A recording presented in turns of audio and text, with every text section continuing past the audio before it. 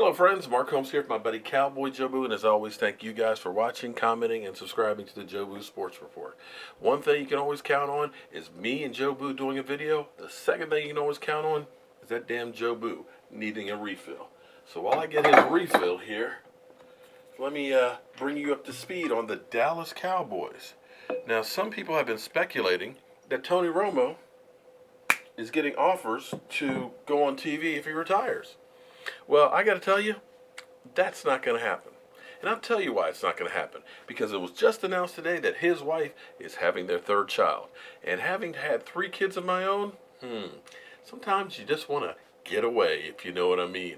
So look for Tony Romo to play at least 1 or 2 more years. Because, you know, you're dealing with that pregnant wife and everything else, and that first 6 weeks afterwards, you really don't want to be around. So hopefully time to write that he'll be playing football during that time.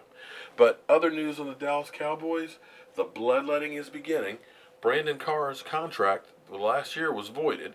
So basically right now we have a $2.4 million in dead money. But don't be surprised if the team re-signs him at a team-friendly contract. Again, a lot of people keep saying Church needs to go, Carr needs to go, Claiborne needs to go. Yeah, well, guess what? You think you're going to be able to draft that many cornerbacks in one draft? Or you think you're going to be able to sign some cornerbacks that are going to be decent at a reasonable price? No. So look for Brandon Carr to be back. Now here's something that I find that's very interesting, is that all of a sudden the market is heating up for Jimmy Garoppolo. Because they're talking about him being traded for a #1 pick. Now, I like to think, because I like to look back at the history of the NFL, that he's only got 3 games under his belt, and he's looked fantastic in those 3 games. You know, Brock Osweiler didn't look too bad in the games he played in Denver last year, did he?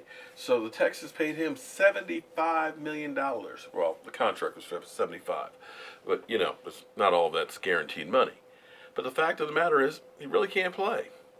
And if you look back at Scott Mitchell was with the Miami Dolphins, had a fantastic season, stepping in for Dan Marino. Detroit Lions went in, paid him a boatload of money, and it turned out the guy couldn't play. Now, what you have to wonder is, the one thing Bill Belichick has always been great at is getting quarterbacks that first game a win. And it doesn't seem to matter who he has. Now, I pointed out about Matt Castle, who took them to a playoffs. Now, he did have one good season in Kansas City, but you saw what he did here last year in Dallas. And you can't tell me that he was a great quarterback at some point. I just got to tell you, you kind of have to wonder, is Jimmy Garoppolo the real deal? And if all of a sudden that starts heating up, it's basically like musical chairs. I pointed that out before. If Garoppolo gets traded early, and you're a team that needs a quarterback for a playoff run, all of a sudden Tony Romo's value starts going up. So the higher Jimmy Garoppolo's value goes, the higher Tony Romo's goes up. So look for Tony Romo to be traded before free agency starts. So as always, friends, I want to thank you guys for watching, commenting, and subscribing.